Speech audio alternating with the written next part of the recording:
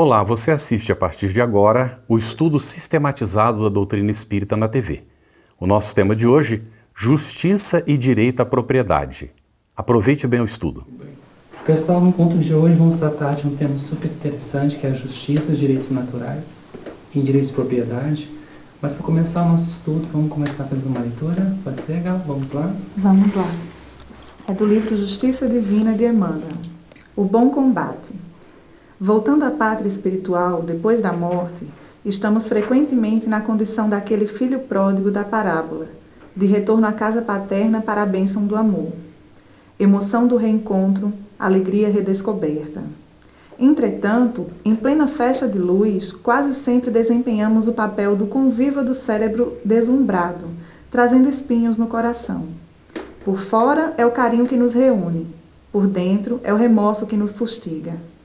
Vanguarda que fulgura, retaguarda que obscurece, êxtase e dor, esperança e arrependimento. Reconhecidos as mãos luminosas que nos afagam, muitos de nós sentimos vergonha das mãos sombrias que oferecemos. E porque a lei nos infunde respeito à justiça, aspiramos a debitar a nós próprios o necessário burilamento e a suspirada felicidade. Rogamos dessa forma a reencarnação à guisa de recomeço, buscando a tarefa que interrompemos e a afeição que traímos, o dever esquecido e o compromisso menosprezado, famintos de reajuste. Agradece, assim, o lugar de prova que te sintas. E ela para essa presente? Amado Mestre Jesus, mais uma vez agradecidos, estamos aqui, Senhor, reunidos em Teu nome, dizendo-te que sabemos, que entendemos a justiça divina. Sabemos que Deus é misericordioso infinitamente e isso nos traz um grande reconforto aos nossos corações, Mestre querido, porque Tu nos disseste no Código do Monte as bem-aventuranças que enternecem os nossos corações e nos mostram o caminho a seguir. Sejamos misericordiosos, pacificadores. Busquemos a justiça, Senhor. Ensina-nos a seguir as Tuas palavras, os Teus exemplos e ser conosco neste dia, agora e sempre. Que assim seja. Amigos, existe nas bem-aventuranças uma passagem que é bastante representativa para o nosso encontro de hoje. Bem-aventurados os que têm sede de justiça. Leon Denis, refletindo sobre o contexto social à época da Europa e que remete também a discussões atuais, contemporâneas, ele fala assim no livro Porquê da Vida. O espetáculo das desigualdades sociais, os sofrimentos de uns em oposição às aparentes alegrias e à indiferença de outros, atiçam entre os deserdados ardentes cobiças. Daí então a reivindicação de bens materiais se acentua. Basta que as massas inferiorizadas se levantem e o mundo estará perto de ser abalado por atrozes convulsões. Pessoal, a busca por justiça social parece ser um dínamo que encaminha sempre a humanidade. O que é justiça? O que vocês entendem por justiça? Olha, a gente pegando definições não espíritas, como no dicionário da Web, da Wikipédia, a gente vai encontrar a seguinte definição: vontade permanente de dar a cada um o que é seu, ato de dar ou atribuir a cada qual o que por direito lhe pertence, fazer justiça a alguém. Na Wikipédia, a gente acha o seguinte: em um sentido mais amplo, pode ser considerado como um termo abstrato que designa o respeito pelo direito de terceiros, a aplicação ou reposição do seu direito ser maior em virtude moral ou material. É bem interessante porque o conceito de justiça digamos, de sociedade, definido mesmo em dicionário e tudo, remete ao nosso conceito de justiça na visão espírita, é muito parecido. E a gente não sabe, assim, eu não aprofundei para ver direito quem veio primeiro, mas assim, é uma semelhança, né? A vontade de dar ao terceiro aquilo que é por direito. Então, quando a gente fala em justiça, quando você citou, Tiago, bem-aventurados os que têm sede de justiça, mas não é uma justiça só para mim. né? É uma justiça que eu tenho sede de justiça, mas é uma justiça que abrange toda a sociedade. O entendimento é esse, né? Porque a gente precisa dar o que é de direito ao outro também. Porque muitas das vezes a gente pega a justiça como se ela fosse um direito só nosso. Sim. Né? Me lembra que aborda muito o nascimento da compreensão da noção de direito, né? O que é meu, o que é seu, é o próprio André Luiz, Evolução em Dois Mundos. E eu vou ler um trecho, porque ele mostra que demarcação é essa que o indivíduo parece, no princípio da civilização, já reconhecer o que é dele e não deve buscar o que é do outro, que não lhe pertence. Fala assim André Luiz: em razão do apego aos rebentos da própria carne, está falando da prole, né? Institui a propriedade da faixa de solo, em que lhe encrava moradia, e atendendo a essa mesma raiz de afetividade, traça a si próprio determinadas regras de conduta, para que não imponha aos semelhantes ofensas e prejuízos que não deseja receber. Acontece assim o inesperado. O homem selvático, que não pretende abandonar os apetites e prazeres da experiência animal, fabrica para si mesmo os freios que lhe controlarão a liberdade, a fim de que se lhe enobreça o caráter iniciante, estabelecendo a posse tirânica em tudo que julga seu. Desiste de aproveitar o que pertence ao vizinho, sob pena de expor-se a penalidades cruéis. Nasce desse modo, para ele, a noção do direito sobre o alicerce das obrigações respeitadas. É a primícia do que seja justiça. Isso. Né? E no texto do André Luiz, fazendo um breve resumo, que o homem selvático que ele chama, né, a partir do momento em que ele começou a juntar bens e para proteger a sua família, ele passa a criar leis para regular o comportamento dele em sociedade e tudo. Então o homem sente aquela necessidade da busca pela justiça, né? Até porque a justiça é uma lei natural. É uma lei natural. É algo inato, é um sentimento que a gente encontra. Mas o que me chamou a atenção foi o termo o homem selvático. Porque o Livro dos Espíritos menciona que as leis humanas, as leis criadas por nós, elas vão ser bem diferentes quando nós tivermos um grau de evolução, né, mais avançado. Tão diferentes que não precisarão mais ser escritas, né? Não, exatamente. Existe uma pergunta no Livro dos Espíritos que questiona o seguinte: se as leis humanas um dia poderão deixar de existir, se a humanidade poderia continuar a ser regida pelas leis naturais, se isso seria possível. E seria totalmente possível se tivermos um grau de evolução que permita isso. E aí o que me chamou a atenção foi isso: o homem selvático é obrigado a criar leis, a escrever leis e impor sanções, penas severas e tal, cruéis, ao desrespeito a essas leis. Então, como deixarmos de ser selvagens, nós precisaremos apenas das leis naturais. Mas eu vejo assim também, Tiago, Rodrigo, que pesquisando, a gente vê que a palavra justiça nasceu na Grécia,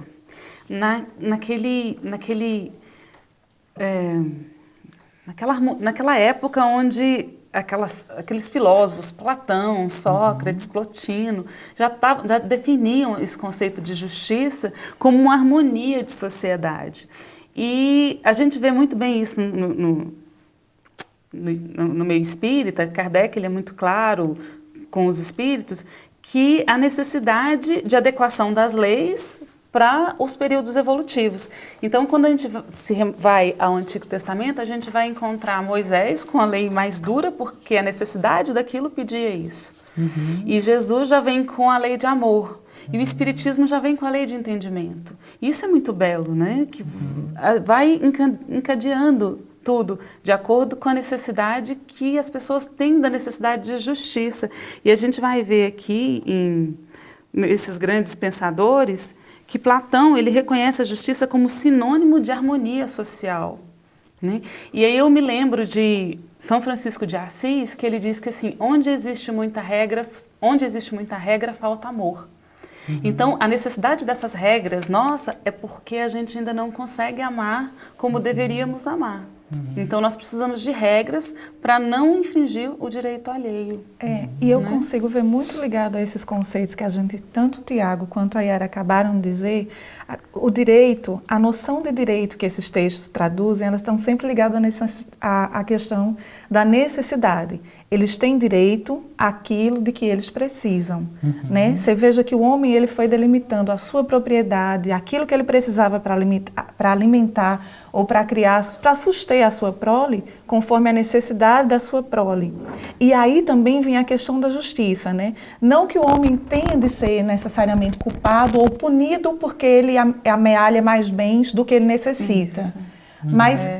Mas ir atrás do bem do outro, injustamente, sem necessidade, de forma ilegítima. Veja que a sociedade ela depende desses padrões de harmonia, né? Da necessidade, do direito, de onde vai até o seu direito, né? Até onde alcança a força da sua necessidade. Mas em tudo isso que foi dito, é importante nós também atentarmos para um detalhe. A gente está fazendo um traçado histórico de evolução, porque as leis dos homens foram criadas justamente no início também pelos mais poderosos, a fim de justamente se proteger. Então, o que vocês falaram é uma questão de evolução, no sentido de que essa civilidade que vem com um aperfeiçoamento moral e intelectual dos homens através desse desenvolvimento, vai fazendo com que essas leis realmente vão se modificando. E por isso essa sensação, como foi muito bem dita, dessas leis naturais, porque incomoda o ser humano essa questão. As pessoas realmente se incomodam e outras reagem de uma forma bem acentuada com as injustiças. Agora vamos para um breve intervalo. Não saia daí, voltamos já.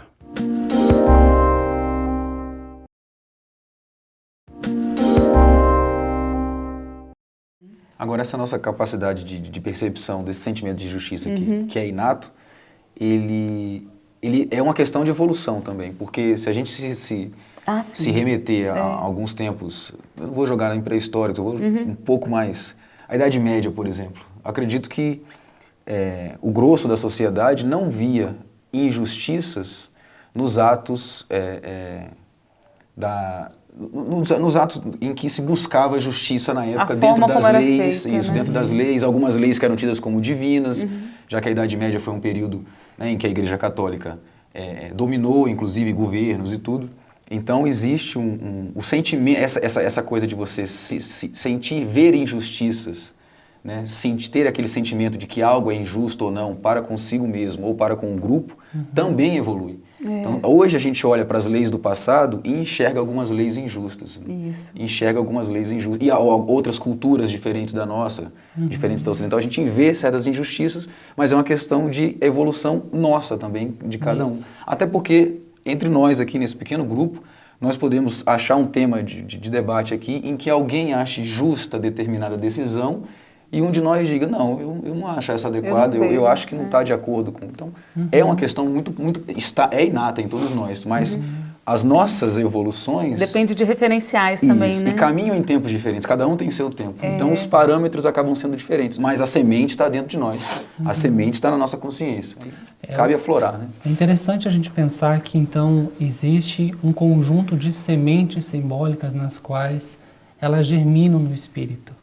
Então, ao mesmo tempo que em nós já é inato o sentimento de justiça, existe uma programação, do ponto de vista simbólico, como trata João de Ângeles, que a semente da solidariedade que o ser humano busca no outro, né, um espírito de fraternidade, ela relata isso na obra Estudos Espíritas, que já nasce lá no princípio.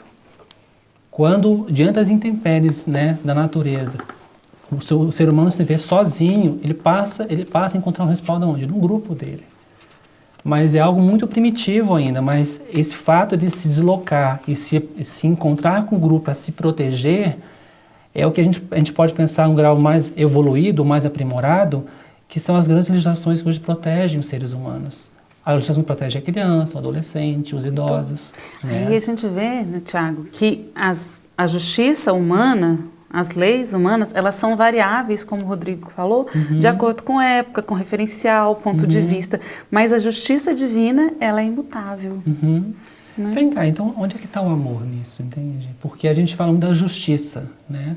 Se observarmos as sociedades contemporâneas, a aplicação fria e positiva da lei, ela não necessariamente está aplicando sentimento, amor. Você fez uma pergunta aqui. E aí eu lembro que Emmanuel comenta que, acho que foi Emmanuel, acredito eu, que ele comenta que a evolução do espírito das leis humanas alcançará um outro grau de compreensão quando for adornada em sentimento. Com certeza. Em amor. Em amor. E eu lembro um personagem conhecido por nós, um matemático, que foi até obra de um filme, Mente Brilhante, John Nash, em que ele fez uma evolução do pensamento de justiça no ser humano, em que ele fala que a primeira gradação é o espírito do revide, da vingança.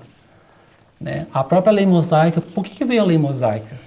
Alguém tomava de mim um cabrito, eu roubava o 100 dele. Alguém matava um parente meu, matava a família inteira. Então, é uma lei muito primitiva ainda, mas regula necessária. Já, é um código social necessário para regular o que estava muito, né, É por isso que ele colocou olho por olho, dente por dente. Isso. Né? E aí da vingança surge a justiça, que são essas regras sociais, esse conjunto de postulados que regulam a vida social. Mas existe um passo além disso. Ele comenta que após a justiça surge a misericórdia. Quando um juiz desabona um indivíduo que roubou um par de chinelos, ele está deixando de aplicar a lei? Do ponto de vista frio, sim. Por quê? Mas ele está regulando de uma outra maneira o evento social considerado como um ato infracional, um crime. É porque já existe ali um entendimento mais profundo que seja justiça, que é a misericórdia. Mas existe a extensão mais ampla que trata de John Nash, que é o amor. Isso que você está colocando é extremamente visível, Tiago, na própria parábola do filho pródigo, como nós aproveitamos na leitura inicial.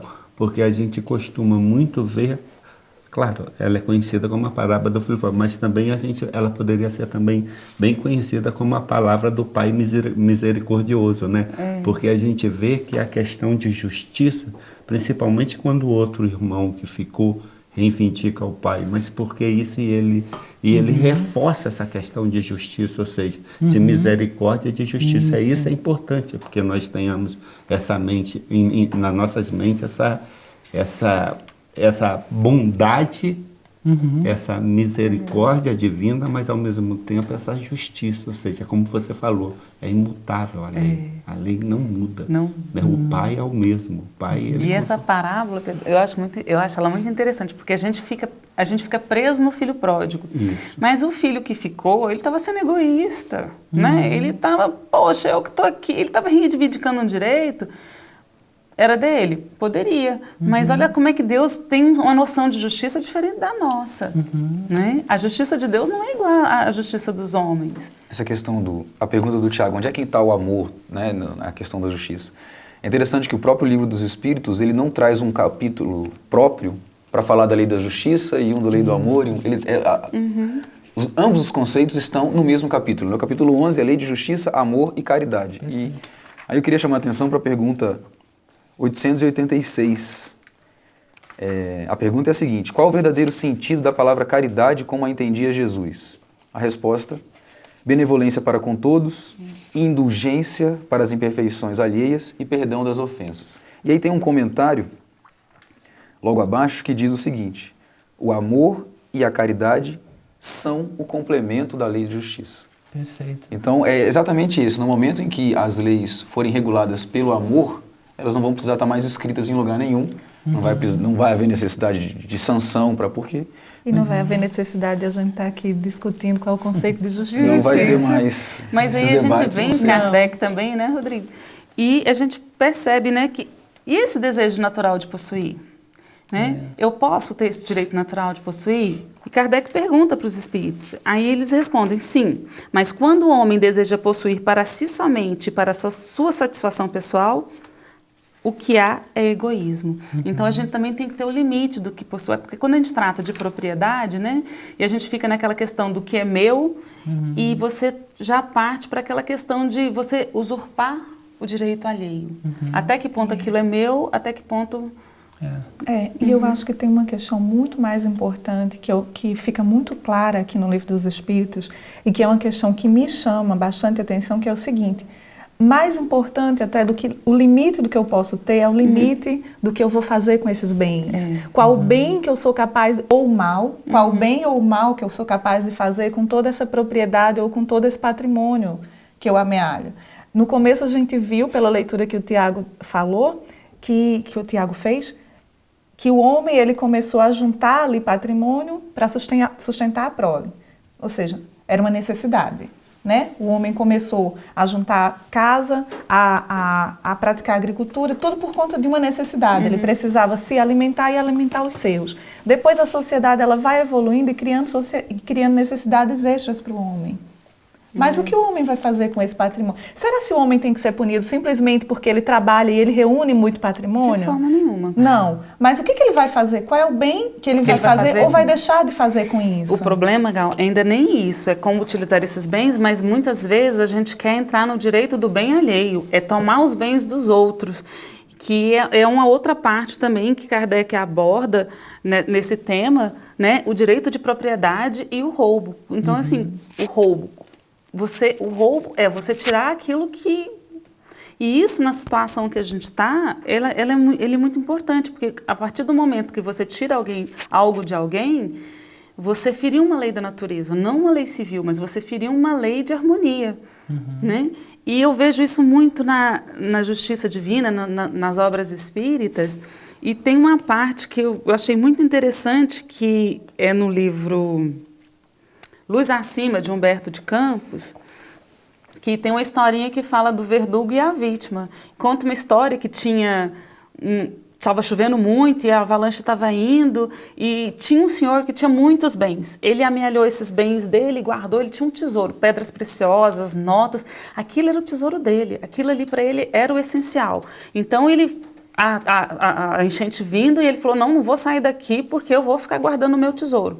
Mas tinha um rapaz muito esperto, sabia que ele tinha esse tesouro todo, falou assim, é agora que né, eu tiro ele da casa e pego o tesouro. Quando o rapaz chegou com o barco, falou, seu Licurgo, entra aqui que eu vou tirar o seu... Ele falou, não, Deus vai me ajudar, eu não vou sair daqui não, eu vou cuidar da minha riqueza aqui. E o rapaz vindo que o senhor não ia abrir mão daquela propriedade, daquele tesouro dele, ele falou assim, não, eu vou matar ele e vou pegar, porque ele não vai sair aqui, ninguém vai saber mesmo.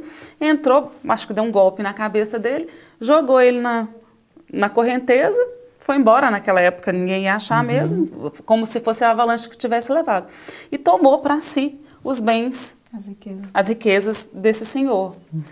E assim que ele saiu, ele quis sair da cidade para tirar o peso do crime, casou e constituiu família, mas queria esquecer aquele episódio onde ele tirou aquela...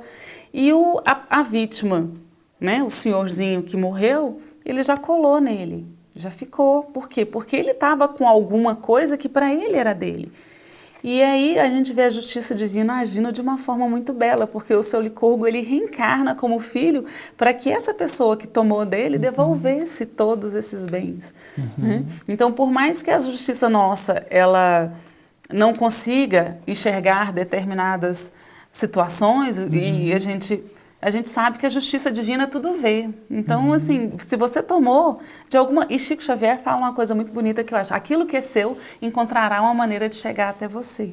Né? Isso é muito... E nos dá uma confiança na justiça divina. E sintetizando o que você está falando, que tem muito a ver, é justamente como que essa justiça de Deus ocorre. Ou seja, através da lei de ação e reação, de causa e efeito, e com a própria reencarnação, que caracteriza bastante isso, né? Isso. Agora vamos para um breve intervalo. Não saia daí, voltamos já.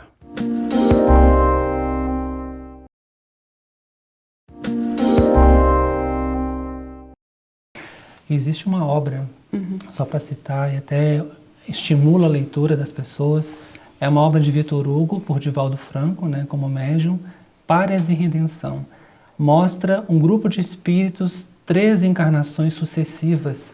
Na primeira, um crime, eles não dão conta, acabam se matando.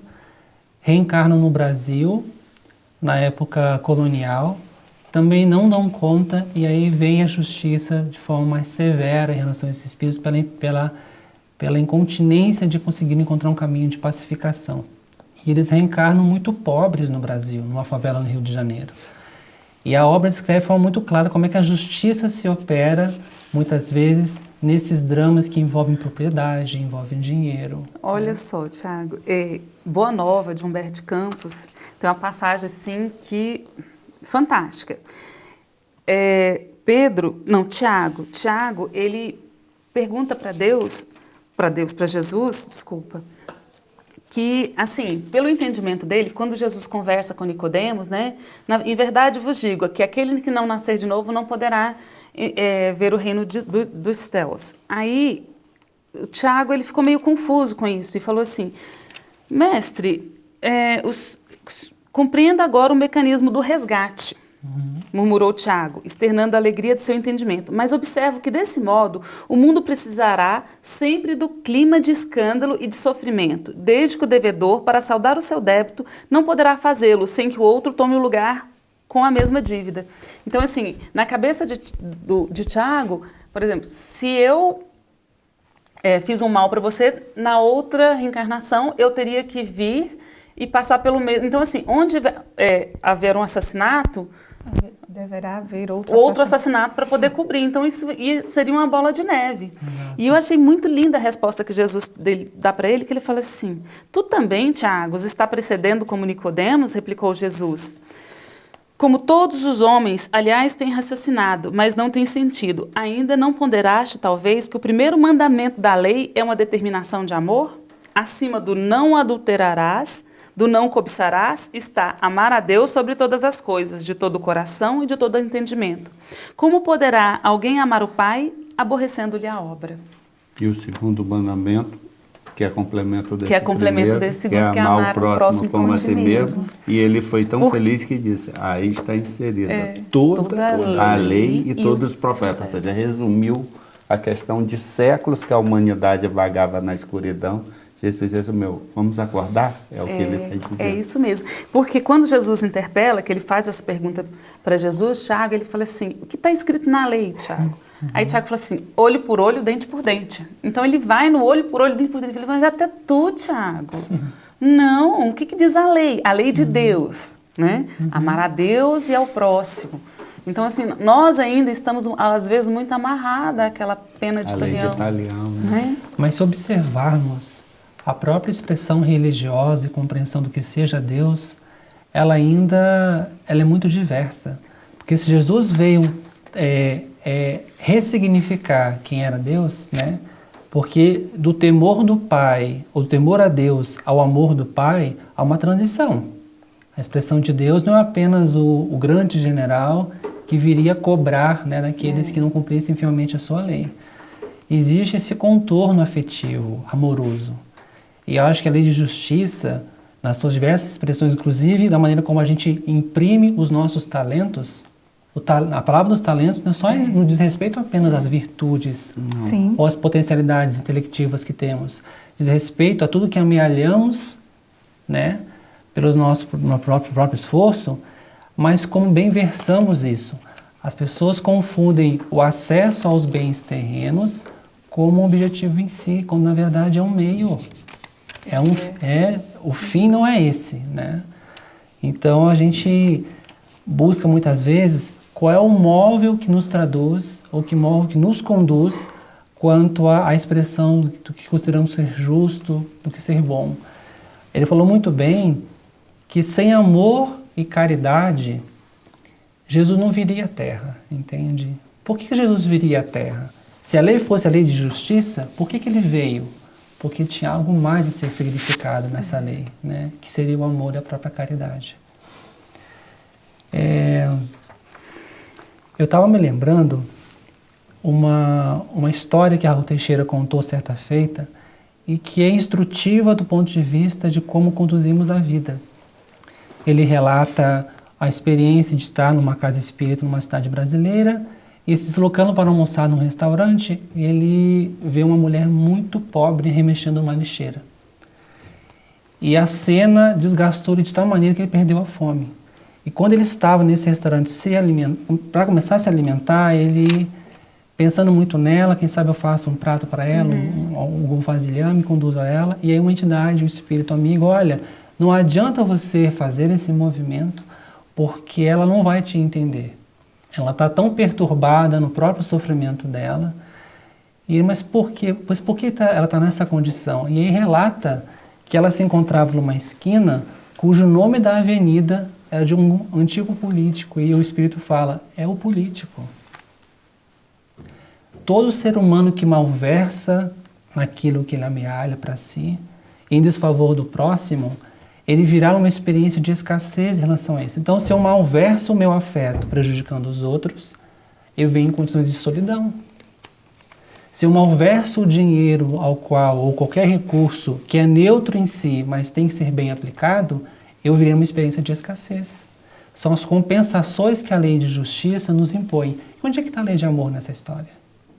A lei de aprendizado, né? Porque se a gente não vive, como é que a gente vai conseguir entender a dor do outro? Sim. Eu vejo dessa forma. Sim. Sem contar que a experiência não dolorosa estava à nossa disposição. Né? E o homem, por própria consciência, né? Por própria vontade, escolheu o mais doloroso de caminhar, de viver a experiência. Você quase falou, pela própria consciência. O pior que é isso, é quando a Yara falou da questão de onde está inserida a justiça entre os homens, a lei de justiça que é na nossa consciência. E é justamente isso, a questão é na consciência. Deus não castiga, o Deus não pune, não faz. Quem está se autopunindo, se autocastigando... É a nossa necessidade de quitação com as leis do universo. Isso é a lei. Aí é que está realmente o entendimento bem amplo do que seja realmente essa lei de justiça que a gente está falando e está falando. Ou seja, é o resultado das nossas ações, dos nossos atos e até mesmo dos nossos pensamentos vibrando a favor ou contra nós mesmos. Para mim, tudo isso corrobora com o que o Espiritismo sempre quer dizer para a gente. A responsabilidade está em suas mãos. Deus é muito amoroso, muito misericordioso, soberanamente justo e bom. Mas tudo que você tem na sua vida foi você quem criou, você buscou. Né? É só uma questão de justiça. Você está tendo o que você está recebendo o que você buscou. As responsabilidades são suas. Exatamente. A cada um segundo suas obras, né? Cada um segundo. Porque Deus ele não te invade, ele te dá caminhos. Se você opta por um caminho, a consequência você vai ter que, né, de uma forma ou de outra, não é reparar, viver. Viver. Né? Então, assim, no momento que eu estou muito focado para mim, querendo as riquezas para mim, como você colocou, Gal, tal, ou então até usurpando o direito do outro, de repente eu estou num processo ilusório que o único meio que Deus vai conseguir me despertar é pela dor. Porque enquanto eu tiver... Né? Até porque é o meio que você escolheu se inserir. Então as lições você só vai poder tirar daquilo. E a regra básica de justiça, segundo o próprio Livro dos Espíritos, na questão 876, é muito interessante. É fazer ao outro o que você gostaria que fizesse para você. Né? Não é fazer, não é querer aquilo que você gostaria para si que os outros fizessem. Aí já tem um entendimento bem amplo da questão da ação e da caridade, que é o amor em ação. De fazer ao próximo aquilo que realmente a gente gostaria que nos fossem feito. A gente observa que nós, adultos, né, a gente é regulado por leis externas, porque ainda não compreendemos como nós autorregularmos as nossas relações. O meu se dá na infância. Essa lógica de que hoje adultos temos autonomia, a criança não tem autonomia, porque ela precisa que outros a conduzam na compreensão do que seja o mundo.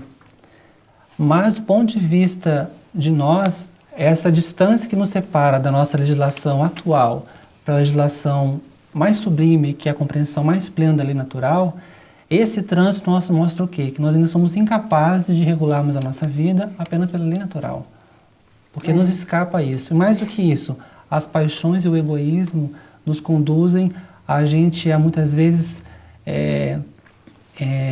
desbaratarmos. Invadir o direito alheio, né? Isso, perfeito. Mas é mesmo. E a gente tem que distinguir muito bem a justiça do homem e a justiça de Deus. São coisas distintas, porque a justiça de Deus é plena, imutável, e ela tudo vê, tudo percebe. Né? Para encerrar, pode falar, Pedro. O conceito de justiça lido no dicionário, o conceito de justiça do Livro dos Espíritos é exatamente o mesmo, e é bem sintético. É a questão 875 do Livro dos Espíritos. Então, como se pode definir a justiça? A justiça consiste no respeito ao direito de cada um. Ou seja, exatamente igual ao que você leu. Existe uma obra, pessoal, que muitas pessoas, assim, é uma obra editada pela FEB, é uma obra excelente, mas muitas vezes as pessoas não conhecem, né? E até a gente faz uma propaganda positiva. Grandes e Pequenos Problemas, do Angel Agarod. E ele trata diversas questões de natureza social. Ele trata do problema de amar a Deus, do problema da justiça, do problema da benevolência. E quando ele fala do problema da justiça, o que ele diz aqui? É isso que o Pedro colocou. Não faças a outrem aquilo que eu não querias que te fizessem. Faz ao contrário, aos outros tudo o que consideres que para ti é justo. E aí ele encerra de forma tão sublime que eu vou ler para nós aqui. Procurando que este princípio tão simples, tão humano e divino, presida a todos os atos, a todos os movimentos da alma, desde o simples pensamento até a ação, se conseguirá a perfeita educação do sentimento de justiça, que, assim educado, representará a maior garantia do progresso natural da espécie e estabelecerá progressivamente também o reino de Deus na Terra. O reino que significa a predominância do sentimento puro de justiça a reger a vida humana em seus variados aspectos individual, doméstico e social.